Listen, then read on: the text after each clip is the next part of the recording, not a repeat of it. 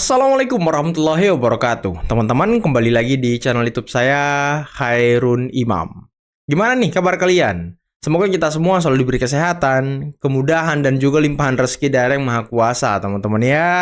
Breaking news, breaking news, breaking news. Waduh, ada berita besar dan sangat-sangat membahagiakan. Di mana ada 2 orang tersangka klaster pertama kasus ijazah Pak Jokowi akhirnya menghadap sowan ke kediaman Pak Jokowi di Solo, yakni Damai Hari Lubis dan juga Egy Sujana. Serta ada juga kuasa hukum Egy Sujana, yakni Ibu Eli Danetti. Dan konon kabarnya mereka datang saat malam hari. Ya, terkesan sembunyi-sembunyi ya. Waduh, ada apa ini? Pecah kongsi di antara gerombolan pembenci ternyata semakin nyata, teman-teman. Apakah Egy Sujana dan Damai Hari Lubis minta agar dibebaskan dari kasus ini? Karena Ibu Eli Danetti, kuasa hukum Egy Sujana, sudah dengan tegas mengatakan kalau ijazah Pak Jokowi itu asli. Dan karena itulah mereka diserang oleh kelompok Roy Suryo, Rismon, Tifa, serta kuasa hukum Tifa. Waduh, nanti kita simak videonya seperti apa ya. Selain itu, saya juga punya tayangan di mana sebuah analisis yang mengatakan bahwa ada upaya dari orang terdekat Prabowo untuk menjadikan AHY sebagai cawapres dari Pak Prabowo. Waduh, untuk menggantikan Mas Wapres Gibran. Waduh. Apa-apaan ini? Nah, sebelum kita mulai, jangan lupa like, subscribe, dan share. Dan tanpa perlu berlama-lama lagi, mari kita mulai videonya berikut ini.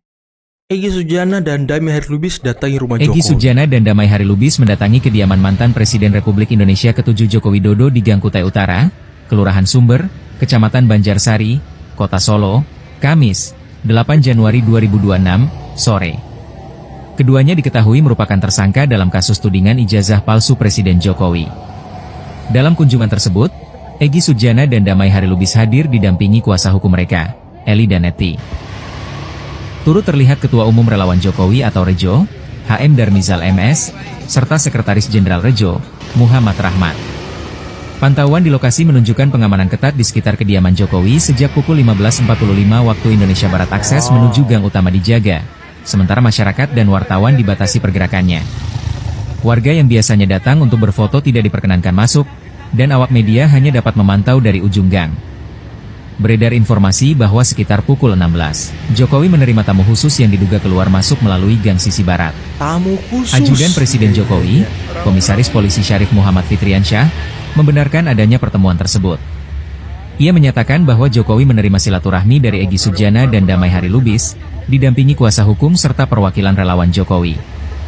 Namun, pihak Jokowi tidak mengungkapkan isi pembahasan dalam pertemuan yang berlangsung tertutup tersebut. Rahasia ya. Salam akal waras, breaking news ya guys, bahwa 3 orang, Egy Sujana, Damai Hari Lubis, dan Eti sudah berkunjung ke kediaman Bapak Dr. Andes Insinyur Haji Joko Widodo. Waduh, panas nih kuasa hukum Tifa nih.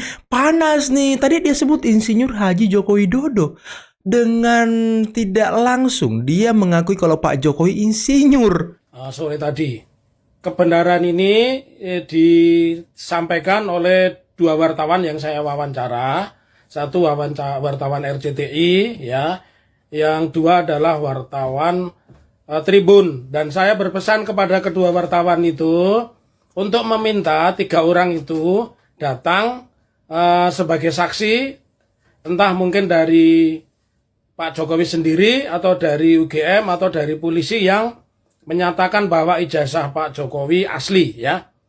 Jadi benar adanya yang namanya Egy Sujana, Damai Hari Lubis itu datang ke kediaman Pak Jokowi diantar oleh pengacaranya Eti yang mengatakan meraba menerawang ijazah Pak Jokowi asli. Karenanya lewat video singkat ini saya dengan senang hati dan sangat berbahagia. Andai kata Damai Hari Lubis, kemudian Egy Sujana dan Eti itu datang tanggal 13. Panas ya. kau kan. Mungkin sebagai saksi dari pihak Pak Jokowi berarti tergugat 1, atau saksi dari tergugat 2 Rektor UGM, atau saksi tergugat 3 Wakil Rektor, atau saksi tergugat 4 dari pihak kepolisian. Nah, saya dengan senang hati tidak marah, dan ini sudah saya konfirmasi kepada wartawan RCTI dan Tribun. Salam akal waras, dan dengan gembira kalau Egy Sujana, Damai Hari Lubis sudah menyeberang ke Pak Jokowi. Merdeka. Assalamualaikum warahmatullahi wabarakatuh. Waalaikumsalam warahmatullahi wabarakatuh. Loh, apa ini? Apa ini? Kok pasukannya makin dikit? Kemana pasukan yang lain nih? Wah, ada yang pegang kamera ya kan? Waduh, seperti biasa ngonten, bos. Rupanya pasukannya makin hilang satu-satu ya kan? Kayaknya pasukan TPU udah nggak ada ya, udah nyebrang semua kayaknya ke Pak Jokowi ya. Aduh. Luar biasa. Mau ngapain nih di Polda Metro ini kan, di Polda Metro ini teman-teman.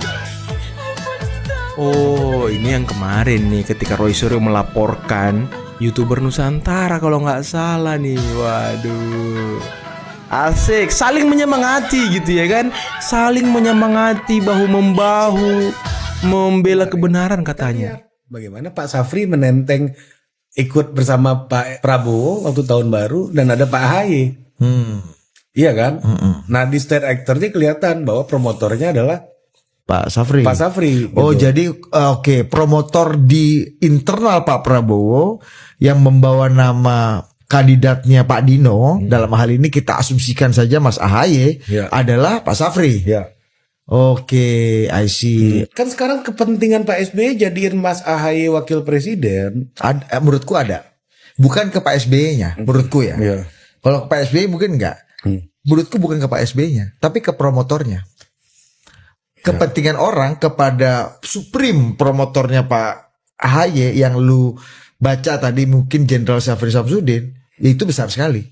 Karena Syafri Samsudin kita tahu salah satu orang yang punya akses kepada sumber daya dan kekuasaan di sekeliling Pak Prabowo, kita tahu, dan itu solid, valid, dan sangat terbuka gitu. Jadi ya mungkin orang mengconsider Mas Ahaye sebagai salah satu kandidat, ya faktornya bukan lagi mungkin ansih Mas Ahaye Partai Demokrat atau pada Pak SBY, tapi melihat who's the promoter. Mungkin bukan karena sosok Mas Gibran-nya, tapi orang merekognisi the promotornya, namanya Insinyur Joko Widodo. Ya kan, itu bapaknya. Kalau lu angkat, kan lu tadi bilang promotornya. Promotor ini kan juga lagi berupaya, bos. Bukan yang bikin decision. Tapi menurut gua sih nggak terlalu yakin apakah dalam waktu yang singkat ini ya Pak Safri bisa melakukan konsolidasi terhadap ketua-ketua umum partai yang ada hari ini.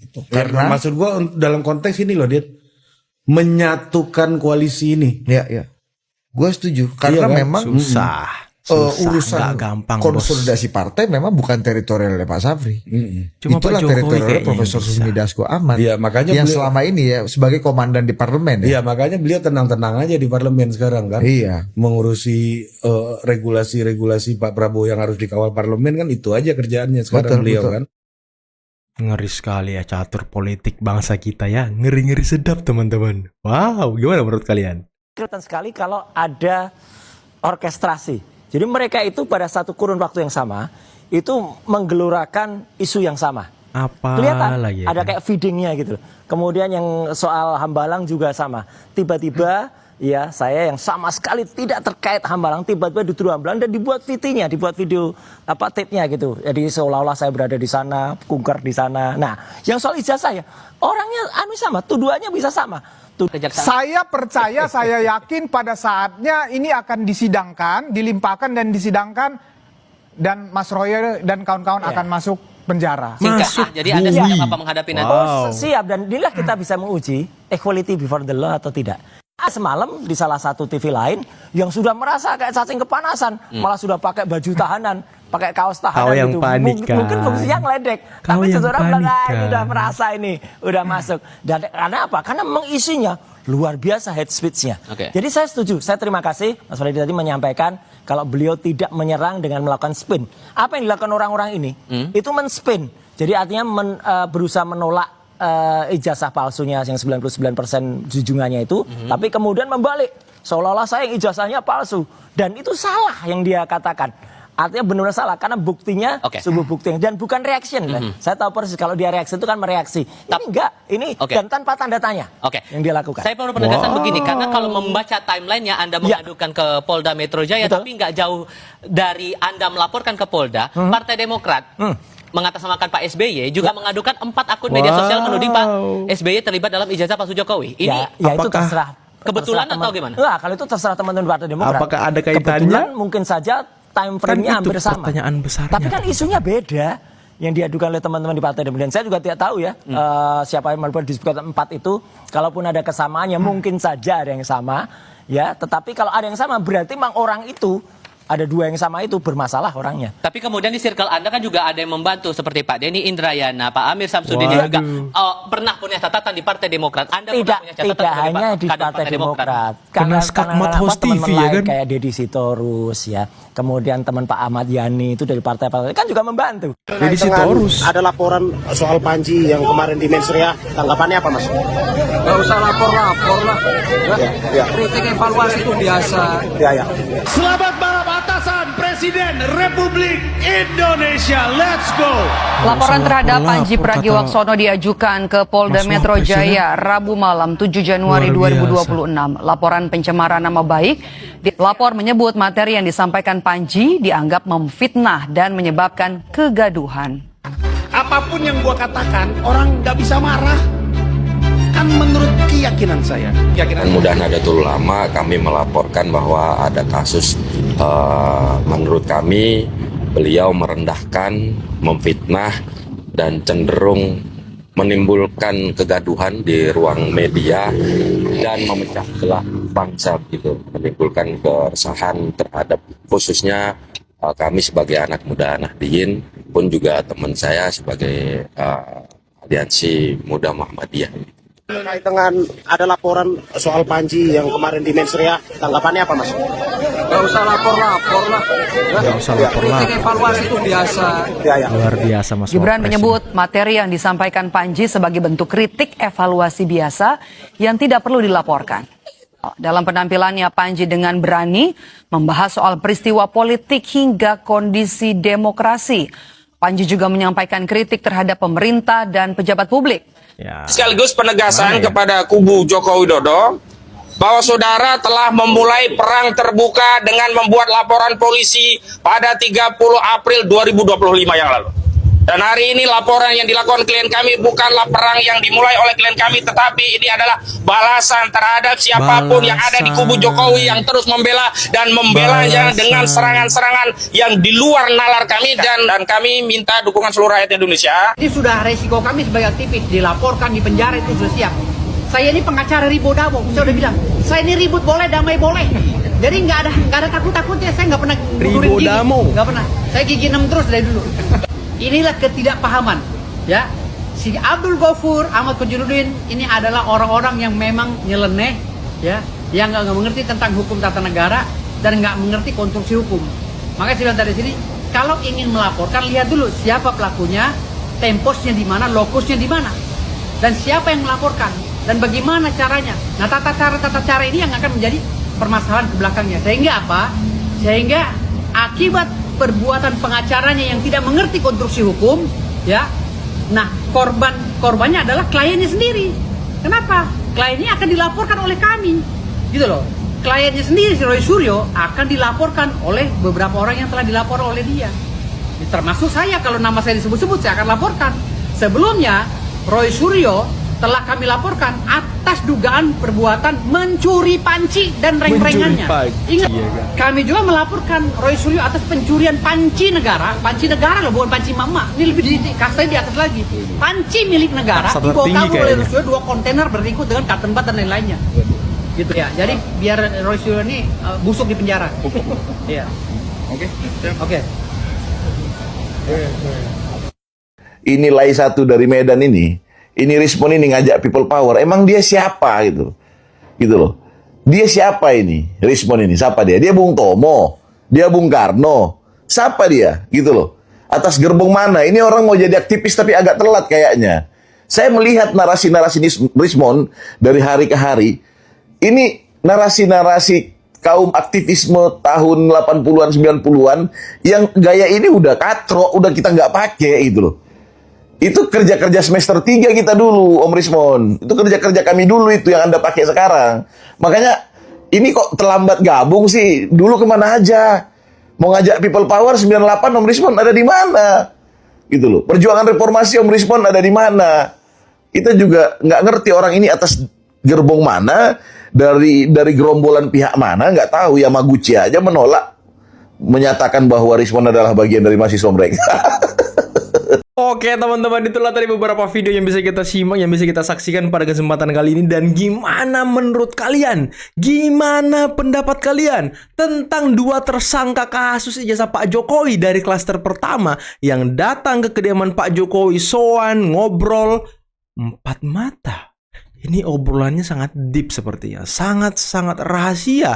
Dan aduh, apa ya, gimana teman-teman? Saya mau ngomong tapi aduh agak-agak menggelikan gitu, karena disterilkan loh gang rumah Pak Jokowi karena mereka mau datang. Waduh. Ini apa yang terjadi ini? Langkah catur politik apa lagi ini dari Pak Jokowi? Waduh, ini udahlah. Saya nggak habis pikir ya bahwa dua tersangka ini datang dan sowan. Saya nggak habis pikir. Saya pikir pertarungannya hanya seputar di pengacara Egy Sujana, yakni Ibu Eli Danetti melawan kelompok Roy Suryo CS. Ya karena ini pertarungannya kemarin memang sudah sangat panas. Ibu Eli Danetti dikata-katain sama kuasa hukum Roy Suryo sampai Eli Danetti marah, membalas Roy Suryo CS, mengancam membuka aib, ngatain kalau Roy Suryo dulunya nih termul juga. Ini kan luar biasa. Dan ya kita tunggu saja lah teman-teman. Pembicaraan Pak Jokowi dengan Egy Sujana juga tidak disampaikan secara gamblang, tidak disampaikan secara terbuka, karena memang ini super duper tertutup.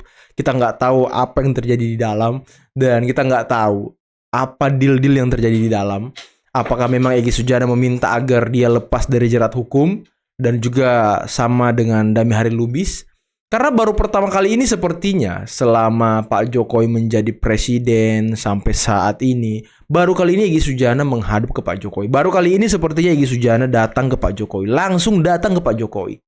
Dan ini ada pertanda apa nih teman-teman? Ada pertanda apa? Ini kan aduh gimana ya? Kalian sendirilah yang menerjemahkan.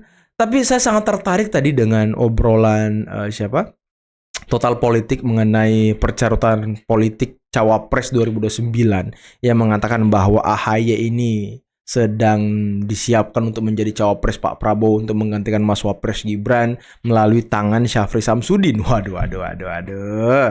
Kan kemarin ada isu juga tuh kalau Syafri Samsudin dan juga Don Dasko ini sedikit ada api-api kecil teman-teman. Apakah ini persoalan AHY? Atau persoalan Mas Wapres Gibran? Wah, ini masih menjadi pertanyaan besar juga sih. Karena rumor-rumornya ini di tengah masyarakat banyak persaingan di antara orang dekat dari Pak Prabowo. Ada kepentingan-kepentingan dari orang. Ya itulah teman-teman, biarkan itu menjadi rumor. Dan kita lihat saja seperti apa perkembangannya ke depan. Dan apakah nanti cawapresnya Pak Prabowo di 2009 masih Mas Wapres Gibran? Ya itu masih jauh teman-teman. Masih ada 3-4 tahun lagi. Jadi kita tunggu saja. Kita kawal aja dulu program prioritas Pak Prabowo. Kita kawal saja dulu semua janji-janji politik Pak Prabowo dan Mas Wapres Gibran. Semoga bisa terwujud. Dan semoga beliau bisa mensejahterakan rakyat. Itu yang kita harapkan. Bisa membawa kekayaan bangsa kita untuk sepenuhnya dinikmati dan diterima oleh rakyat. Tentu ini yang kita harapkan teman-teman. Karena di pidato Pak Prabowo kemarin beliau sudah spill negara ini kaya tapi rakyatnya miskin. Nah ini semoga Pak Prabowo punya punya program, punya cara, punya teknik untuk membuat kekayaan Indonesia dinikmati oleh bangsa Indonesia sendiri. Oke, mungkin cukup sekian dulu video kali ini. Jangan lupa like, subscribe, dan share videonya. Akhir kata, billahi taufiq wal hidayah. Assalamualaikum warahmatullahi wabarakatuh. Bye-bye.